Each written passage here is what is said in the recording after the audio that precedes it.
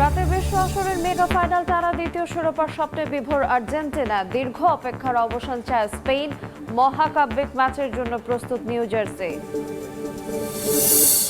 জিয়াউর রহমানকে হত্যার পর ভারতে পালান সাবেক সেনা কর্মকর্তা মোজাফফর। পাসপোর্টের নাম পাল্টে ঘুরেন বিভিন্ন দেশ। বিচারে বেসামরিক আদালতে মামলার সুযোগ নেওয়ার পরামর্শ। বাগান সাফ করে 400 টাকা করে বেতন পায় সারাদিনে। এই বাগান সাফ করে এই টাকাগুলো আনে। কারো মাধ্যমে যাচ্ছে, তারা তো খাসিয়াদের বাসা বোঝে। কাজ দেওয়ার কথা বলে চুক্তি। সিলেটে বাংলাদেশের কিশোর যুবকের হাতে অস্ত্র তুলে দিচ্ছে ভারতীয় খাসিয়ারা। দিনের আলোতে সীমান্ত চলে মহড়া অভিযানে আইনশৃঙ্খলা বাহিনী।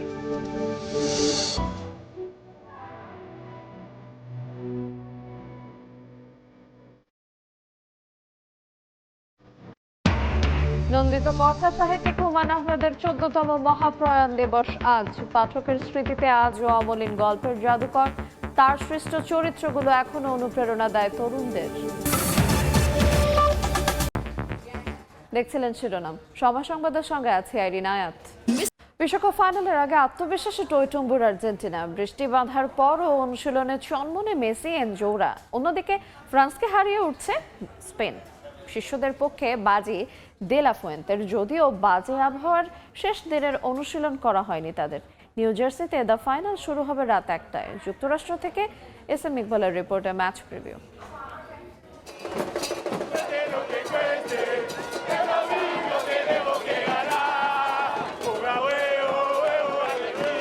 বাজে আবহাওয়ার কারণে আর্জেন্টিনার শেষ অনুশীলন নিয়ে শঙ্কা ছিল, যেমন শঙ্কা আছে এই দলটা বিশ্বকাপ ধরে রাখতে পারবে কিনা। কিন্তু মাঠে তাদের উপস্থিতি দেখে কে বলবে কোনো চিন্তা আছে তাদের? বরং পুরোটা সময় হাস্যরস আর খুনসুটিতেই ব্যস্ত ছিলেন মেসি, ডেপলরা। অবশ্য এটা তাদের বাইরের রূপ, ভেতরে কি কাজ করছে সেটা অনুমান করা কঠিন। পুরো বিশ্বকাপে কেউ পারেনি, প্রতিটা ম্যাচে তারা হাজির হয়েছে নতুন সব রূপে।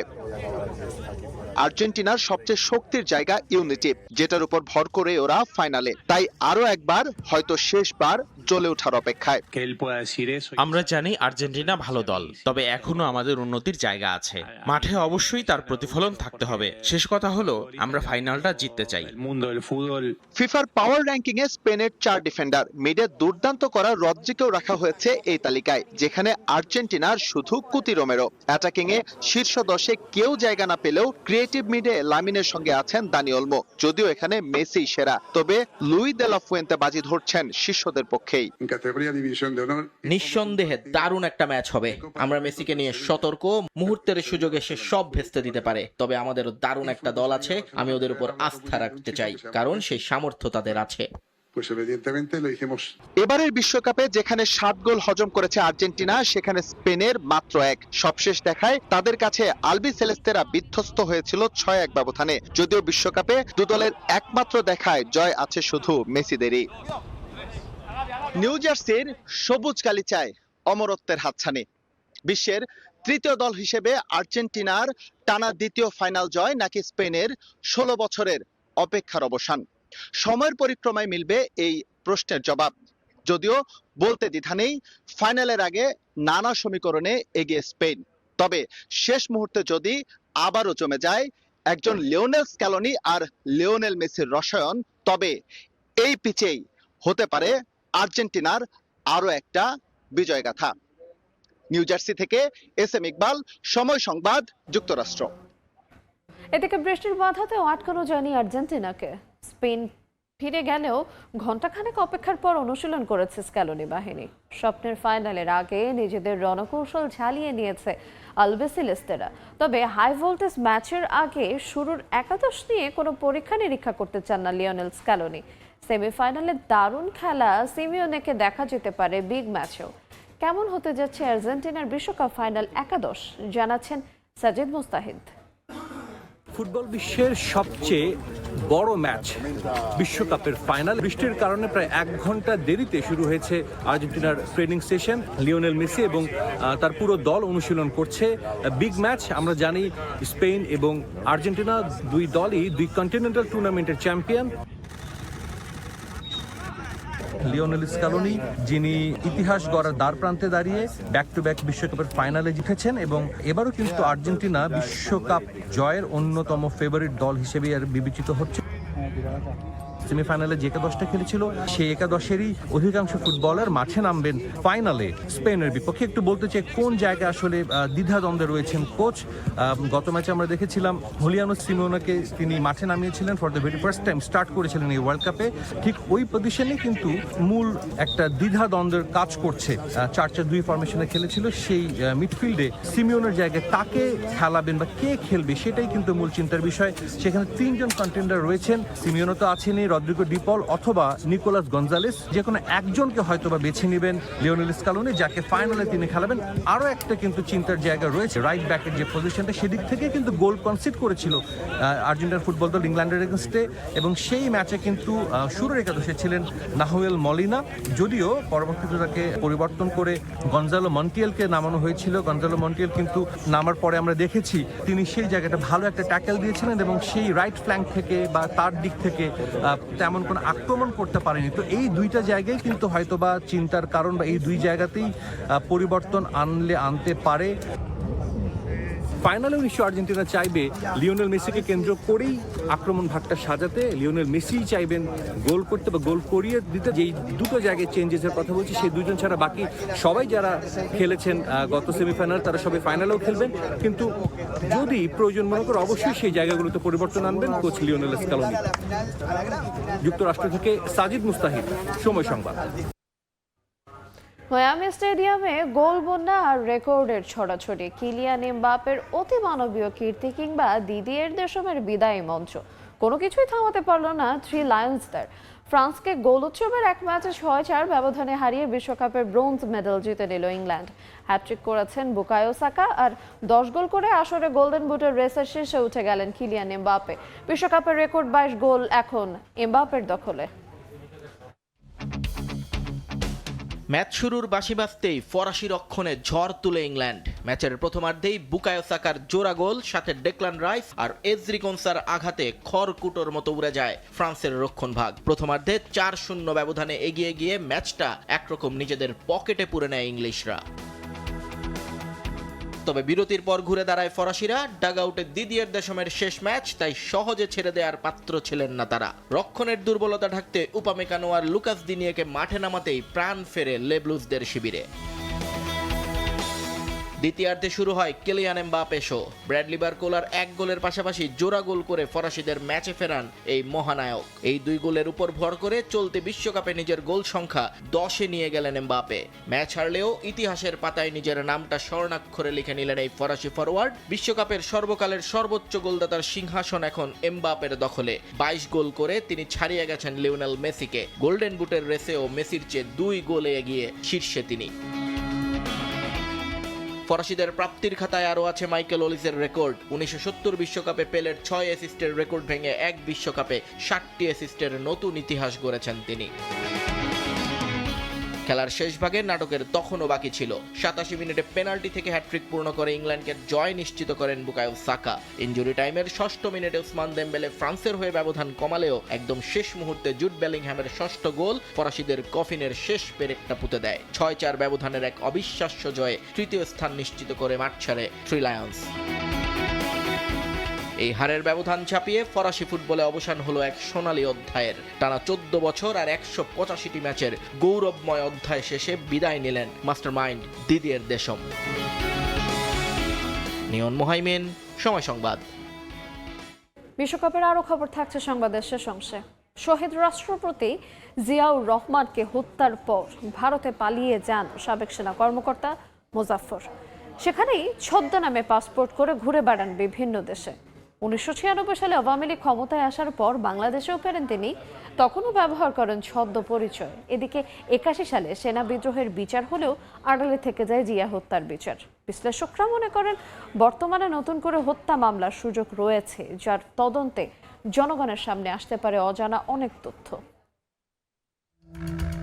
1981 সালের 30শে মে ভোরের আলো ফোটার আগেই চট্টগ্রামের সার্কিট হাউসে হত্যার শিকার হলেন বিএনপির প্রতিষ্ঠাতা ও তখনকার রাষ্ট্রপতি জিয়াউর রহমান। রহস্যময় সে হত্যাকাণ্ডের কেটে গেছে ৪৫ বছর। সেনা আইনে খুনিদের কারো কারো হয়েছে বিচার, কিন্তু সবার চোখ ফাঁকি দিয়ে পলাতক থাকা মেজর মোজাফফর হোসেন ৪ দশক পর ধরা পড়লেন ঢাকায়। রহস্য মানব মোজাফফর এতদিন কোথায় ছিলেন, খুনের সঙ্গে তার সংশ্লিষ্টতা কি, আর কারা ছিলেন বর্বর এই হত্যাকাণ্ডের নেপথ্যে, এসব নিয়ে দেশবাসীর কৌতূহল যেন কাটছেই না। বিভিন্ন তথ্য উপাত্ত বলছে জিয়াউর রহমানকে হত্যার পর পালিয়ে ভারত যান মোজাফফর। বাংলাদেশ ডিফেন্স জার্নালের সম্পাদক আবু রুশদ মনে করেন, ছদ্মনামে বিভিন্ন কাগজপত্র বানিয়ে নানা সময় ভ্রমণও করেছেন বেশ কিছু দেশ। ভারতে গিয়ে উনি নাম নেয় বিপ্লব সরকার, আবার আরেকবার নাম নেয় জয় ব্যানার্জি নামে, দুইটা নাম উনি ব্যবহার করেন এবং সেইভাবে কাগজপত্র তৈরি করেন ভারতে। ওখানে কাগজপত্র তৈরি করে পাসপোর্ট তৈরি করে উনি কিন্তু অনেক দেশ ঘুরে বেরিয়েছেন। উনি কাতারে গেছেন, মধ্যপ্রাচ্যে গেছেন, তারপরে জেনারেল আমাদের যে মইনুল হোসেন চৌধুরী ছিলেন বীর বিক্রম, উনি যখন থাইল্যান্ডের রাষ্ট্রদূত ছিলেন, উনি যে ওনার বই লিখে গেছেন, উনি ওখানে বলছেন যে এই মেজর মোজাফফর এবং মেজর খালেদ তার সাথে দেখা করতে এসেছিলেন, যা উনি কিন্তু পরে বেগম খালেদা জিয়াকে অবহিত করেছিলেন। 1996 সালে দেশে আসার পরও ছদ্ম পরিচয় ব্যবহার করতেন মেজর মোজাফফর, এমন তথ্য দিলেন প্রতিরক্ষা বিষয়ক সাংবাদিক আবু রুশদ। আমি জানতে পেরেছিলাম যে 1996 সালে আওয়ামী লীগ আসার পরে মেজর মোজাফফর বাংলাদেশে এসেছিলেন, হ্যাঁ, এবং বাংলাদেশেও উনি বিভিন্ন নাম ব্যবহার করতেন, বিভিন্ন কাগজপত্র তৈরি করেছিলেন। এরপরে আবার বিএনপি আসার আগে উনি চলে যান। এখন আবার যখন 2009 সালে আওয়ামী লীগ এসছে, তারপরে উনি এসে বাংলাদেশে থাকা শুরু করেছেন। এখন বাংলাদেশে উনি বিভিন্ন নাম হয়তো ব্যবহার করেছেন, বিভিন্ন জায়গায় থেকেছেন। বিশ্লেষকরা বলছেন, 81 সালে যে বিচার হয়েছিল তা মূলত সেনা বিদ্রোহের সাজা, আর সামরিক আদালতে সেই বিচার হওয়ায় সেসব তথ্য আর জনসম্মুখে আসেনি। তাই জিয়াউর রহমান হত্যার বিচার চেয়ে বেসামরিক আদালতে নতুন মামলার সুযোগ রয়েছে বলে মনে করেন অনেক বিশ্লেষক। জেনারেল জিয়ার হত্যাকাণ্ডের কিন্তু কোনো বিচার হয়নি। বিচারটা হয়েছে একটা মিউটিনি বা বিদ্রোহের। এখন আপনার যখন এটা বিদ্রোহের বিচার হয়, তখন এটা সেনাবাহিনীর অভ্যন্তরীণ বিষয় হয়, সামরিক আইনের বিষয় হয়। সুতরাং ওইখানে কে কি করেছে বিষয়গুলো সেনাবাহিনী হয়তো এই কারণে জানায়নি। এটাকে যদি আপনি আবারও মিউটিনি হিসাবে বিচার করেন, তাহলে এটা ওই গণ্ডির মধ্যেই থাকবে। কিন্তু কেউ যদি এটার ব্যাপারে হত্যা মামলা দায়ের করে, তাহলে জিনিসটা আপনার বৃহত্তরভাবে এটা তদন্ত করার একটা সুযোগ দাঁড়াবে। জিয়াউর রহমান তো হত্যাকাণ্ড এবং মিউটিনি দুইটা এখানে। তো হত্যাকাণ্ডের অপরাধ কনকারেন্ট জুরিসডিকশন আছে, দুই দিকেই বিচার হতে পারে। একটা হলো সিভিল কোর্ট আর একটা হলো মিলিটারি কোর্ট। সো এইটা সরকার সিদ্ধান্ত নেবে তার বিচার কোথায় হবে। বিশ্লেষকরা বলছেন, মোজাফফর হোসেনকে জিজ্ঞাসাবাদের মাধ্যমে অনেক তথ্যই জানার সুযোগ সামনে এসেছে। তবে ইতিহাসের নির্মোহ বিশ্লেষণের জন্য প্রাপ্ত তথ্য অন্যান্য দলিলাদি ও সংশ্লিষ্টদের মাধ্যমে যাচাই করতে হবে। ফারুক ভিয়া, রবিন, সময় সংবাদ, ঢাকা। কথিত ভালো সম্পর্ককে সামনে রেখে সিলেট অঞ্চলের সীমান্তবর্তী গ্রামের বাংলাদেশি কিশোর যুবকদের হাতে অস্ত্র তুলে দিচ্ছে ভারতীয় খাসিয়া গোষ্ঠী। সেসব অস্ত্র নিয়ে তারা আবার মহড়া দিচ্ছে দিনের আলোতেই। এমন ভিডিও ছড়িয়ে আছে সামাজিক যোগাযোগ মাধ্যমে। অথচ বিভিন্ন সময় সীমান্তে উত্তেজনা দেখা দিলেই হচ্ছে গুলিবর্ষণ, দেশে ফিরছে মরদেহ। এ নিয়ে বিজেপির পক্ষ থেকে পাওয়া যায়নি আনুষ্ঠানিক কোনো বক্তব্য। সিলেট অঞ্চলের ভারত সীমান্ত ঘুরে আমিনুল ইসলামের রিপোর্ট, ছবি তুলেছেন নওশাদ আহমেদ চৌধুরী। দোয়ারা বাজারের সীমান্তবর্তী গ্রাম জুমগাঁওয়ের উদ্দেশ্যে যাত্রা করে সময় সংবাদ। বাসতলা বিওপির আওতাধীন এই সীমান্তে গেল কয়েক বছর ধরেই ভারতের মেঘালয়ের সশস্ত্র খাসিয়া গোষ্ঠীর সঙ্গে সখ্যতা গড়ে উঠেছে বাংলাদেশি কিশোর যুবকদের। প্রায় নাকি নানা ধরনের অস্ত্র বহন করতে দেখা গেছে অনেককে। তবে এর পেছনে আছে স্থানীয় একটি চক্র, যারা ভারতে কাজ দেওয়ার কথা বলে খাসিয়াদের সঙ্গে করে দিচ্ছে তাদের চুক্তি। গরু চুরি ধরে না, না তো আমরা গরু বাছুর আছি বর্ডার একদম পাশাপাশি। বাগান সাফ করে 400 টাকা করে বেতন পায় সারা দিনে, এই বাগান সাফ করে এই টাকাগুলো আনে। কারো কারোর মাধ্যমে যাচ্ছে, তারা তো ওই খাসিয়াদের বাসা বোঝে। স্থানীয়রা বলছেন, দৈনিক 600 টাকা মজুরিতে কাজের পাশাপাশি তারা পরিচিত হচ্ছেন নানা ধরনের আগ্নেয়াস্ত্রের সঙ্গে। বাংলাদেশে জায়গা নাই, আলবাবার ধান ক্ষেত করে মানুষে, এর জন্য আমরা ইন্ডিয়াতে রাখি। বন্দুক লিয়া শখ করে আর কি আটা হয়তো একটা সেলফি নিছে। 500 টাকা রোজ নিমু তোরা আমরা আজকে শুয়োর ঢাকাই দিবে। শখ করে হয়তো অস্ত্রটা হাতে নিয়ে একটা সেলফি হয়তো উঠাইছে তারা। স্থানীয় যুবকদের নানা ধরনের আগ্নেয়াস্ত্রের সঙ্গে তোলা ছবি সামাজিক যোগাযোগ মাধ্যমে ছড়িয়ে পড়ায় নড়েচড়ে বসেছে প্রশাসন। পুলিশের অভিযানে একজনকে আটক করা সম্ভব হলেও বাকিরা পলাতক। স্থানীয় চক্রটির একজন মিসির আলী তার বাড়িতে হাজির সময় সংবাদ। তাকে বাড়িতে না পেয়ে মুঠোফোনে যোগাযোগের চেষ্টা করা হলেও তিনি কল রিসিভ করেননি। সীমান্তে এত ঘটনা, তারপরও যেন কিছু হয়নি এমন ভাবনা স্থানীয় বাসিন্দাদের। বিজেপিকে জানাই এটা করতে পারবেও না, আর বিজেপি নিশ্চয়ই এটা জানে না। মাঝে মাঝে তাদের এখানে কাজ করতে গেলে তাদের বন্দুকটা আসলে তারা ইচ্ছাকৃতভাবে ধরে দেখে, কার আগ্রহ সৃষ্টি হয়েছে তাদের। সচেতন মহল বলছে দ্রুতই নিরাপদ জীবন নিশ্চিতে সীমান্তবর্তী গ্রামগুলোর যুবকদের নিয়ে ভাবতে হবে সরকারকে। এ বিষয়ে বারবার চেষ্টা করেও বিজিবির পক্ষ থেকে কোনো বক্তব্য পাওয়া যায়নি। তবে পুলিশ বলছে নেওয়া হবে আইনি ব্যবস্থা। যদিও এটি তারা কৌতূহলবশত করেছে, বাট এটি আমাদের দেশের প্রেক্ষাপটে এটি আইন অপরাধ। সেই অপরাধ করার জন্য আমরা তাদেরকে গ্রেপ্তারের চেষ্টা করেছি এবং তাদের পরিবারকে বা অন্যান্যদেরকেও বুঝিয়েছি যে এটি যাতে তারা না করলে কিন্তু তাদেরকে আইনের আওতায় চলে আসতে হবে। গত 5 বছরে সিলেট অঞ্চলের বিভিন্ন সীমান্তের অভ্যন্তরে ভারতীয় খাসিয়াদের গুলিতে 10 জনের বেশি বাংলাদেশি নিহত ও আহত হয়েছেন আরও অনেকে। পেছনে ভারতের পাহাড়, মাঝখানে গরু চড়াচ্ছেন অনেকেই। যে জায়গাটি পুরোটি নোম্যান্সল্যান্ড, যেখানে মানুষদের বিচরণে নিষেধাজ্ঞা রয়েছে। এমন ঝুঁকিপূর্ণ কাজ প্রতিদিনই করছেন এই গ্রামের মানুষজন। অনেকেই সুযোগ পেলে ঢুকে পড়ছেন ভারতে, যা আইনত দণ্ডনীয়। পুরো ব্যাপারটি থামানো না গেলে ভবিষ্যতে বড় ধরনের ঝুঁকির মুখে পড়তে পারে এই এলাকার যুবকরা, এমনটি মনে করছেন সুধীজনরা। আমিনুল ইসলাম, সময় সংবাদ, দোয়ারা বাজার, সুনামগঞ্জ।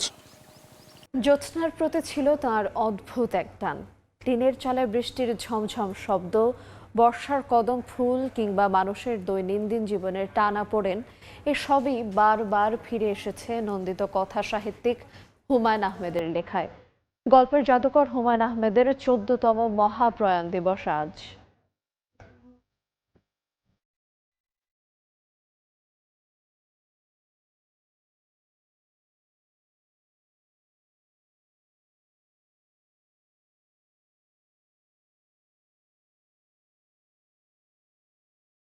বৃক্ষের পাতা ঝরে যায়, ঋতু বদলালে সেই ডালেও আবার নতুন পাতা গজায়, কিন্তু মানুষ একবার চলে গেলে আর ফিরে আসে না। তবে যার জীবন ভাবনা ছিল সাধারণ মানুষের ভেতরের অসাধারণ অনুভূতি খুঁজে পাওয়া, তিনি তো থাকবেন সাধারণ মানুষেরই অন্তরে। গল্পের জাদুকর বিশ্বাস করতেন মানুষের গল্পের চেয়ে বড় গল্প আর নেই। তাই তার লেখায় ঠাঁই পেয়েছে মানুষের জীবনের ভালোবাসা, ভয়, একাকিত্ব, হাসি এবং কান্নার গল্প। সাধারণ মানুষের প্রতিদিনের জীবনের গল্পকে সহজ সরল ভাষায় সাহিত্যের পাতায় তুলে এনেছিলেন নন্দিত কথা সাহিত্যিক হুমায়ুন আহমেদ। তার গল্প উপন্যাস মানুষকে যেমন হাসিয়েছে তেমনি কাঁদিয়েছেও। জীবনের শেষ সময় পর্যন্ত তিনি লিখে গেছেন একাধারে। প্রকৃতিপ্রেমী হুমায়ুন আহমেদ শহরের কোলাহল থেকে দূরে গাজীপুরের নুহাশপল্লীকে সাজিয়েছিলেন তার গল্পের মতো করেই। নিজের হাতে গড়ে তোলা সেই সবুজ আশ্রয়ে তিনি গাছ লাগিয়েছেন, প্রকৃতিকে আগলে রেখেছিলেন, জ্যোৎস্নায় ভিজেছিলেন। তিনি উপন্যাস, গল্প, নাটক, চলচ্চিত্র যে মাধ্যমেই হাত দিয়েছেন সেখানেই সোনা ফুলিয়েছেন। হিমু, মিসির আলী কিংবা শুভ্র, তার সৃষ্টি করা চরিত্রগুলো এখনো পাঠকের মনে জায়গা করে রেখেছে।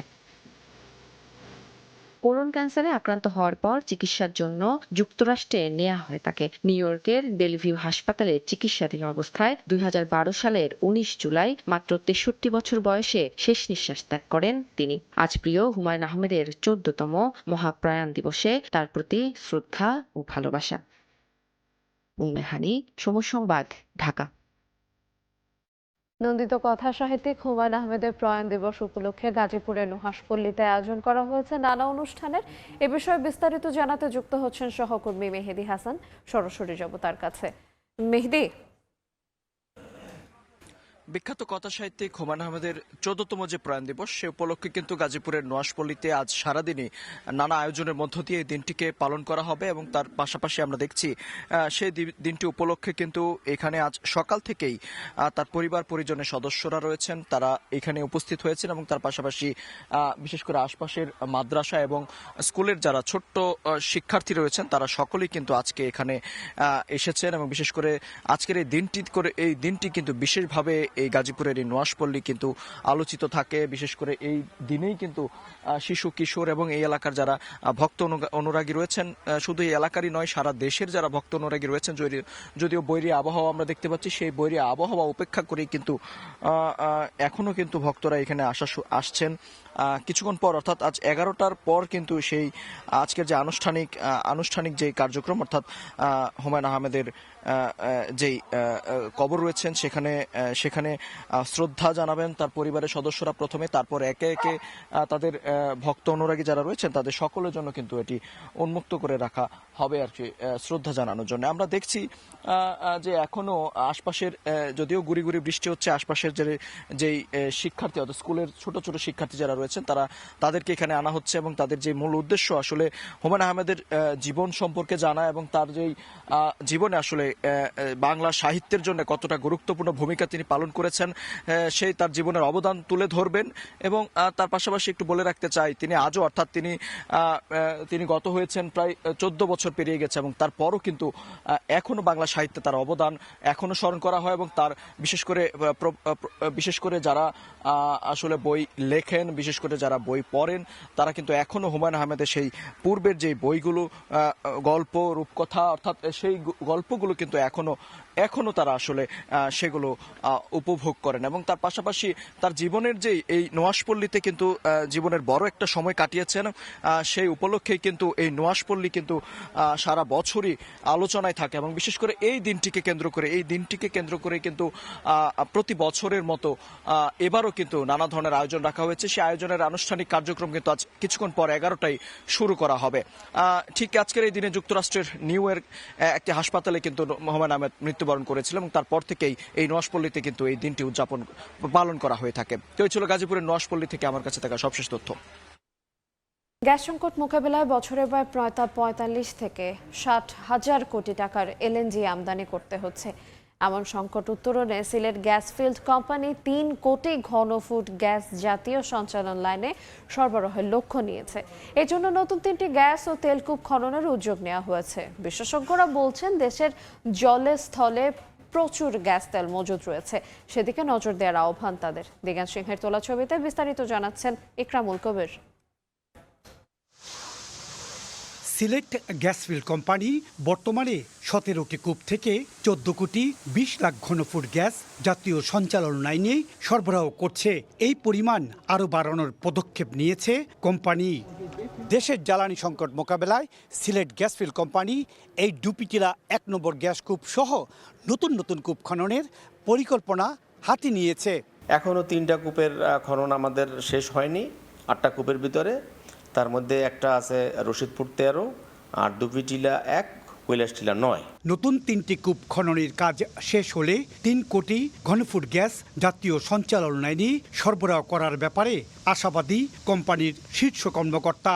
আমরা এখন 142 মিলিয়ন ঘনফুট গ্যাস জাতীয় গ্রিডে যোগ করতে পারতেছি এবং এই যে বাকি যে 3টা কূপ ড্রিলিং অসমাপ্ত আছে এইটা যদি হয়ে যায় এখান থেকে আরও 30 মিলিয়ন ঘনফুট গ্যাস জাতীয় গ্রিডে দিতে পারবো। অন্যদিকে বিপুল অঙ্কের বৈদেশিক মুদ্রা ব্যয় করে এলএনজি আমদানি বন্ধ করতে হলে জলে স্থলে দ্রুত নজর দিতে হবে। সমুদ্রে বিপুল পরিমাণে গ্যাস ও তেল মজুত রয়েছে। বর্তমান প্রেক্ষাপটে সেদিকে দ্রুত নজর দেওয়ার আহ্বান বিশেষজ্ঞদের। অবসরটাকে অতি দ্রুত যত তাড়াতাড়ি সম্ভব এখানে দেশি এবং যদি আমাদের দেশি এবিলিটি থাকে দেশি প্লাস হচ্ছে বৈদেশিক যে কন্ট্রাক্টগুলি করে আমাদের এই কাজগুলি করতে হবে। 1955 সালে দেশের প্রথম প্রাকৃতিক গ্যাস আবিষ্কারকৃত প্রতিষ্ঠান Sylhet gas fields limited petro বাংলার অধীন রাষ্ট্রায়ত্ত এই প্রতিষ্ঠানে গ্যাস কূপগুলো থেকে প্রাপ্ত জ্বালানি তেল দিয়ে দেশের চাহিদার 30 থেকে 35 ভাগ পেট্রোল, 12 থেকে 15 ভাগ অকটেন, 9 ভাগ ডিজেল ও 2 ভাগ কেরোসিনের চাহিদা মেটাচ্ছে। ইকরামুল কবির, সময় সংবাদ, সিলেট।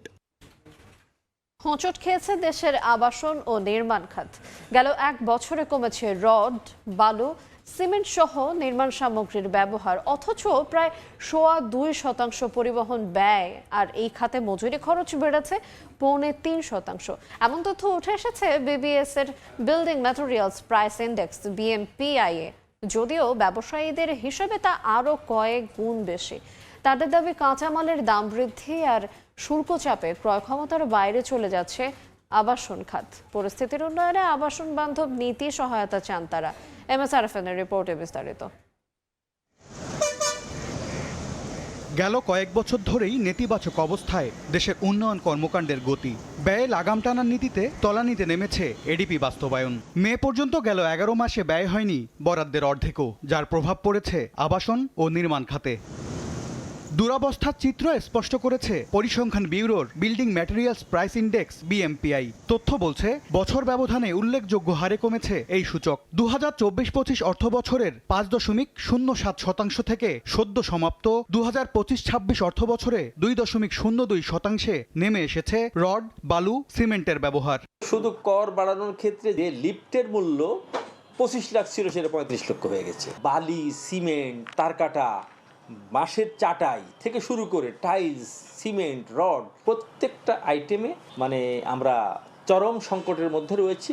এই সময়ে আবাসন খাতে বেড়েছে পরিবহন খরচ ও মজুরিও। BMPI সূচক বলছে বছর ব্যবধানে পরিবহনে 2.26 আর মজুরিতে 2.85% বাড়তি ব্যয় করতে হয়েছে খাত সংশ্লিষ্টদের। তেলের দাম বাড়া মানে পরিবহন খরচ বাড়ছে। যখন মানুষের জীবনযাত্রা কস্টিং বেড়ে যায় তখন লেবারের দামও কিন্তু বেড়ে যায়। যে ফ্ল্যাটটি আমরা আগে স্কোয়ার ফিট 8,000 টাকা সেল করতাম, এখন কিন্তু কস্টিং চলে আসবে 13,000 টাকা। তবে ব্যবসায়ীদের হিসেবে আবাসন ও নির্মাণ খাতে গেল 5 বছরে নেতিবাচক প্রবৃদ্ধি হয়েছে 60% বেশি। এই সময়ে কাঁচামালের দাম বেড়েছে 31% মতো। এতে হুমকির মুখে পড়েছে ব্যাকওয়ার্ড লিঙ্কেজ 269টি খাত। এই অবস্থায় ব্যবসা সহায়ক, কর কাঠামো সহ আবাসন বান্ধব নীতি সহায়তার দাবি তাদের। শুধু আবাসন খাত না, আবাসন খাতের সঙ্গে জড়িত 269টি লিঙ্কেজ ইন্ডাস্ট্রিজ ধ্বংসের দ্বার প্রান্তে। এবং আপনাকে মনে রাখতে হবে, আবাসন খাতের সূচক যদি ঊর্ধ্বগতি হয় তাহলে এই যে 269টি লিঙ্কেজ ইন্ডাস্ট্রিজ, সেই লিঙ্কেজ ইন্ডাস্ট্রিজগুলো ডেভেলপ করবে, তাতে সাধারণ মানুষের কর্মসংস্থান হবে। যুদ্ধের কারণে আমরা দেখেছি আমাদের কনস্ট্রাকশন ম্যাটেরিয়াল যত আছে, মোটা দাগে যদি বলেন আপনি, সব মিলে 31% দাম বেড়েছে। এই সেক্টরে আবার নতুন করে গড় করলে বাড়বে 11% বেড়ে গেছে। তাহলে আগে ছিল 31, আরও 11, তাহলে 42-43% যদি কনস্ট্রাকশন ম্যাটেরিয়ালের দাম বাড়ে, তাহলে এই ব্যবসা কিন্তু আর করা সম্ভব না। তথ্য বলছে দেশের জিডিপিতে নির্মাণ ও আবাসন সহ সামগ্রিক খাতের অবদান প্রায় 16%। MSRFN, সময় সংবাদ, ঢাকা। নড়াইলে পাওনা টাকা চাওয়াকে কেন্দ্র করে যুবককে কুপিয়ে হত্যার অভিযোগ উঠেছে। শনিবার রাতে লোহাগড়ার কুমারডাঙ্গায় এই ঘটনা ঘটে। স্বজনরা জানান, 6 মাস আগে প্রতিবেশী জাহাঙ্গীর শেখের ছেলে রাজীব শেখকে 18,000 টাকা ধার দেন আলিনুর। মাসখানেকের মধ্যে টাকা দেওয়ার কথা থাকলেও নানা অজুহাতে দিচ্ছিল না। পরে রাতে টাকা দেওয়ার কথা বলে কুমারডাঙ্গা সরকারি প্রাথমিক বিদ্যালয় মাঠে ডাকেন আলিনুরকে। সেখানে গেলে পাওনা টাকা চাওয়াকে কেন্দ্র করে বাগবিতণ্ডা জড়ায় দুই পক্ষ। এক পর্যায়ে ধারালো অস্ত্র দিয়ে আঘাত করলে গুরুতর আহত হন আলিনুর এবং তার 2 ভাই। তাদেরকে উদ্ধার করে হাসপাতালে নিলে আলিনুরকে মৃত ঘোষণা করে চিকিৎসক। হবিগঞ্জের খোয়াই নদী বন্যা নিয়ন্ত্রণ বাঁধ ভাঙা থাকায় প্লাবিত হয়েছে অন্তত 30টি গ্রাম। চরম দুর্ভোগে পড়েছেন হাজারো মানুষ। স্থানীয়দের অভিযোগ, দীর্ঘদিন ধরে বাঁধের নিচ থেকে অবৈধভাবে বালু উত্তোলনের কারণে এমন পরিস্থিতি। সড়ক নাকি নদী দেখে বুঝার উপায় নেই। টানা বৃষ্টি আর পাহাড়ি ঢলে সম্প্রতি হবিগঞ্জের খোয়াই নদীর তীর উপচে ভেসে যায় লোকালয়। হঠাৎ পানির তোড়ে বাড়িঘর ডুবে যাওয়ায় ভোগান্তিতে পড়েন হাজার হাজার মানুষ। স্থানীয়দের অভিযোগ, দীর্ঘদিন ধরে একাধিক ড্রেজার মেশিন দিয়ে বন্যার নিয়ন্ত্রণ বাঁধের নিচ থেকে অবৈধভাবে বালু উত্তোলন করায় দুর্বল হয়ে পড়ে পুরো কাঠামো। শেষ পর্যন্ত নদীর প্রবল চাপে 9 অক্টোবর রাতে ভেঙে যায় বাঁধটি। দ্রুত স্থায়ী সমাধানের দাবি তাদের। যারা বালু নিচে তারার কারণে এই ক্ষতিটা আমরা আসছে হয়েছে। এই বালুকেগুদেরকে উচ্ছেদ করতে হবে। যারা এসব কাজে জড়িত, আমি তাদের সবার পক্ষ থেকে আমি তাদের শাস্তি আমি দাবি করতেছি। এদিকে জামালপুরে সামান্য বৃষ্টিতেই সড়ক ও বাড়িঘর পানিতে তলিয়ে যায়। এমনকি পৌরসভার অনেক এলাকা 6 মাসই থাকে পানির নিচে। পৌরবাসীর অভিযোগ, অপরিকল্পিত বাসাবাড়ি ও ড্রেন নির্মাণই এই দুর্ভোগের কারণ। তবে জামালপুরের দুর্ভোগ নিরসনে প্রকল্প নেওয়া হয়েছে জানায় পৌর কর্তৃপক্ষ। পানি জমার কারণে আমরা এখানে রাস্তাঘাট দিয়ে চলাফেরা করতে পারতাছি না। প্রথমত এখানে হাঁটা যায় না, শামুকের জন্য প্রচুর পরিমাণে পানি উঠে গেছে, পানিবাহিত রোগ হচ্ছে। চুলা ধরাইতে পারি না, চুলায় রান্না করতে পারি না। কোনো মৃত ব্যক্তি যদি মরে আমরা লাশটা নিয়ে মাটি দিব, দেওয়ার মতো উপায় নাই। বিডিআর ক্যাম্পের দক্ষিণ পাশ থেকে একবারে ঝিনাই নদী পর্যন্ত, আর শফি মিয়ার বাজার থেকে গবাখাল পর্যন্ত এবং শেখের ভিটার থেকে গবাখাল পর্যন্ত, এই 3টে ড্রেন যদি আমরা বাস্তবায়ন করতে পারি তাহলে জামালপুর শহরের পানি নিষ্কাশন ব্যবস্থার উন্নতি হবে। সামান্য বৃষ্টি হলেই 10 নম্বর ওয়ার্ডের হাটচন্দ্রা, পলাশতলা ও কাজীর আখ এলাকার প্রায় 200 পরিবার পানিবন্দী হয়ে পড়েন। ফাতেমা শিলু, সময় সংবাদ। এবার দেশের বাইরের খবর। শান্তি চুক্তিতে মার্কিন প্রেসিডেন্ট ডোনাল্ড ট্রাম্পের স্বাক্ষরের কোনো মূল্য নেই বলে কটাক্ষ করেছেন ইরানের সর্বোচ্চ ধর্মীয় নেতা মোস্তফা আলী খামেনি। হুঁশিয়ারি দিয়ে তিনি বলেন, এমন কঠিন শিক্ষা দেয়া হবে যা যুক্তরাষ্ট্র বলতে পারবে না। এদিকে জর্ডানে ইরানের হামলা প্রতিরোধ করতে গিয়ে 2 মার্কিন সেনা নিহত হয়েছেন। মাত্র 1 মাস আগেও যুদ্ধ থামানোর লক্ষ্যে একটি প্রাথমিক সমঝোতায় পৌঁছেছিল যুক্তরাষ্ট্র ও ইরান। তবে 25 জুন হরমুজ প্রণালীতে বাণিজ্যিক জাহাজে ইরানের ড্রোন হামলার পর তা দ্রুত ভেঙে পড়তে শুরু করে। লিখিত এক বিবৃতিতে ইরানের সর্বোচ্চ নেতা মোস্তফা আলী খামেনি বলেন, যুক্তরাষ্ট্রের ধারাবাহিক চুক্তিভঙ্গ প্রমাণ করেছে মার্কিন প্রেসিডেন্ট ডোনাল্ড ট্রাম্পের স্বাক্ষর সম্পূর্ণ মূল্যহীন। যুক্তরাষ্ট্রকে প্রতারণাপূর্ণ, অবিশ্বস্ত ও অযৌক্তিক বলে অভিহিত করেন তিনি। বলেন, ইরানি জাতি ও প্রতিরোধ জোটের কাছে যুক্তরাষ্ট্রের জন্য অবিস্মরণীয় শিক্ষা অপেক্ষা করছে। সর্বোচ্চ ধর্মীয় নেতার উপদেষ্টা ও সাবেক রেভলিউশনারি গার্ডস কমান্ডার মোহসেন রেজাই সতর্ক করে বলেন, মার্কিন হামলা আরও কয়েকদিন চললে ইরান পূর্ণমাত্রার আক্রমণাত্মক অভিযানে যাবে এবং ভূখণ্ড দখলের যে কোনো চেষ্টা কঠোরভাবে প্রতিহত করবে। একই সঙ্গে ইরানের পররাষ্ট্র মন্ত্রণালয়ের মুখপাত্র ইসমাইল বাঘি অভিযোগ করেছেন, গত 1 সপ্তাহে সমঝোতা স্মারকের প্রতিটি শর্ত ভঙ্গ করেছে যুক্তরাষ্ট্র। এদিকে শনিবারও ইরানের বিভিন্ন স্থানে অব্যাহত থাকে মার্কিন হামলা। সংবাদ মাধ্যমের তথ্য অনুযায়ী হরমোজগান প্রদেশের সিরিকের আশপাশে অন্তত 3টি বিমান হামলা চালানো হয়। এতে অন্তত 116টি টেলিযোগাযোগ টাওয়ার ক্ষতিগ্রস্ত হওয়ায় বান্দার আব্বাস, হাজিয়াবাদ সহ কয়েকটি এলাকায় মোবাইল, ইন্টারনেট ও ল্যান্ডলাইন সেবা ব্যাহত হয়েছে। পাল্টা হামলাও অব্যাহত রেখেছে ইরান। কুয়েত ফায়ার ফোর্স জানিয়েছে, তেহরানের হামলায় সৃষ্ট 2টি বড় আগুন নিয়ন্ত্রণে আনতে গিয়ে কয়েকজন দমকল কর্মী আহত হয়েছেন। এছাড়া আবাসিক এলাকায় ক্ষেপণাস্ত্রের ধ্বংসাবশেষ পড়ে আরও 3টি অগ্নিকাণ্ডের ঘটনা ঘটে, যদিও সেখানে হতাহতের খবর নেই। এদিকে মার্কিন সেন্ট্রাল কমান্ড জানিয়েছে, জর্ডানে ইরানের ব্যালিস্টিক ক্ষেপণাস্ত্র ও ড্রোন হামলা প্রতিহত করতে গিয়ে 2 মার্কিন সেনা নিহত হয়েছেন, 1 জন নিখোঁজ রয়েছেন। আহত 4 সেনাকে হাসপাতালে নেওয়া হলেও পরে তারা দায়িত্বে ফিরে গেছেন। মার্কিন প্রতিরক্ষা মন্ত্রী পিট হেগসেথ নিহত সেনাদের প্রতি শ্রদ্ধা জানিয়ে বলেছেন, তাদের আত্মত্যাগ যুক্তরাষ্ট্রের সংকল্পকে আরও দৃঢ় করবে। এই ঘটনায় শোক জানিয়েছেন মার্কিন প্রেসিডেন্ট ডোনাল্ড ট্রাম্প ও প্রতিরক্ষা মন্ত্রী পিট হেগসেথ। মালিহা সুহরওয়ার্দী, সময় সংবাদ। সংবাদ। এবার খেলার খবর। নির্ধারিত সময় নয়, বিশ্বকাপের মহাকাব্যিক ফাইনালের ফলাফল নির্ধারিত হবে টাই ব্রেকারে। আর্জেন্টিনা স্পেন ম্যাচ নিয়ে এমন ভবিষ্যৎবাণী করেছেন বাংলাদেশ ফুটবল দলের অধিনায়ক জামাল ভুঁইয়া। মাঠের খেলায় স্পেনে গিয়ে থাকলেও অভিজ্ঞতায় লিওনেল মেসিদের এগিয়ে রেখেছেন লাল সবুজ অধিনায়ক। মহাকাব্যিক বিশ্বকাপ ফাইনালের অপেক্ষায় পুরো ফুটবল বিশ্ব। এরই মধ্যে ফাইনালের 2 দল পেয়ে গেছে ফুটবল দুনিয়া। আর্জেন্টিনা দ্বিতীয়বারের মতো ইতিহাস গড়ে বিশ্বকাপের ফাইনালে, যেখানে তাদের প্রতিপক্ষ স্পেন। আমাদের সঙ্গে আছেন বাংলাদেশ ফুটবল দলের অধিনায়ক জামাল ভুঁইয়া। তার কাছ থেকে জানতে চাইব এই যে ফাইনাল, সেই ফাইনাল সম্পর্কে তিনি কি ভাবছেন এবং কোন দলকে এগিয়ে রাখছেন। জামাল ভাইয়া, ধন্যবাদ আমাদেরকে সময় দেওয়ার জন্য। মহাকাব্যিক একটা ফাইনাল, আর্জেন্টিনা দ্বিতীয়বারের মতো ফাইনালে উঠলো এবং কি স্পেন তাদের প্রতিপক্ষ। ফাইনালটা নিয়ে কি ভাবছেন এবং ফাইনাল নিয়ে আপনার ধারণাটা কি? ফাইনাল আমি মনে করি এটা 50-50 ম্যাচ হবে, কিন্তু আর্জেন্টিনা একটু ফেভারিট আছে কারণ ওরা current champion. I think last 4টা ওয়ার্ল্ড কাপ উনি 3টা ফাইনালে খেলছে। সো মেসি যে এক্সপিরিয়েন্স আছে এটা খুব দরকার ফাইনালের জন্য। আর্জেন্টিনা প্রতিটি ম্যাচে শেষের দিকে এসে গোল করেছে, এই কনফিডেন্টটা তাদেরকে বুস্ট আপ করেছে কিনা এবং কি স্পেনের বিপক্ষে এই কনফিডেন্টটা কাজে দিবে কিনা? লাস্ট মিনিট গোল করলে মেবি একটু কনফিডেন্স বাড়ে, বাট আপনি যদি দেখেন স্পেনের খেলা, স্পেনের তো যে ম্যাচ খেলছে ওরা টোটালি ডমিনেশন নিয়ে খেলছে, totally control the match. So এরা আর একটা কনফিডেন্স লেভেল আছে তার, আমরা পুরো ম্যাচ কন্ট্রোল করতে পারি। স্পেনের মিডফিল্ড এবং কি তাদের যে ডিফেন্স স্ট্রং, শক্তিশালী, এখন পর্যন্ত বিশ্বকাপে একটি গোল হজম করেছে। সেখানে আসলে আর্জেন্টিনার স্ট্রাইকারদেরকে এখানে বড় পরীক্ষা দিতে হবে কিনা? স্পেনের midfield I think the best midfield in the world cup, কিন্তু আর্জেন্টিনার স্ট্রাইকিং জোন অনেক ভালো, মেসি, আলভারেস আর মার্টিনেস আছে। সো মানে গুড ম্যাচ আপ হবে।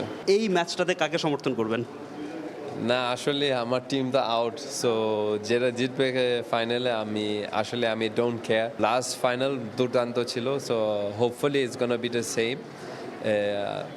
আর্জেন্টিনা হোক ও স্পেন হোক, আমরা যারা ফুটবল লাভার, ফুটবল ফলো করি, আমরা চাই একটা ভালো ফাইনাল।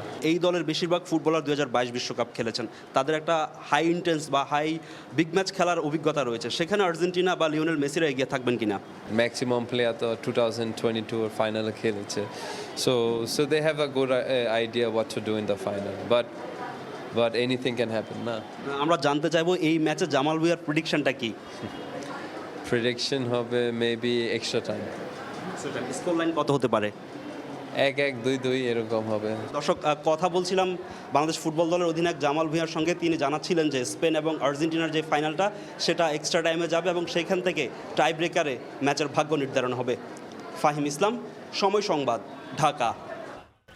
সময় সংবাদের এই পর্যায়ে শীর্ষ সংবাদগুলো জানিয়ে দেব আর একবার। রাতে বিশ্ব আসরের মেগা ফাইনাল টানা দ্বিতীয় শিরোপার স্বপ্নে বিভোর আর্জেন্টিনা, দীর্ঘ অপেক্ষার অবসান চায় স্পেন, ফ্রান্সকে 6-4 গোলে হারিয়ে তৃতীয় ইংল্যান্ড। জিয়াউর রহমানকে হত্যার পর ভারতে পালান সাবেক সেনা কর্মকর্তা মুজাফফর, পাসপোর্টে নাম পাল্টে ঘোরেন বিভিন্ন দেশ, বিচারে বেসামরিক আদালতে মামলার সুযোগ নেওয়ার পরামর্শ। এই ছিল সময় সংবাদে। দর্শক, বিশ্বকাপ ফুটবলের মহাযজ্ঞ সরাসরি সম্প্রচার করছে সময় টেলিভিশন। দেখতে চোখ রাখুন সময়ের পর্দায়। আর এরপর এ সময়ের বাণিজ্য নিয়ে সঙ্গে থাকবেন সহকর্মী সাবরিনা মজুমদার। আইরিন, ধন্যবাদ আপনাকে। এই সময়ের বাণিজ্য নিয়ে আসছে কিছুক্ষণ পর, সঙ্গেই থাকুন সময়ে।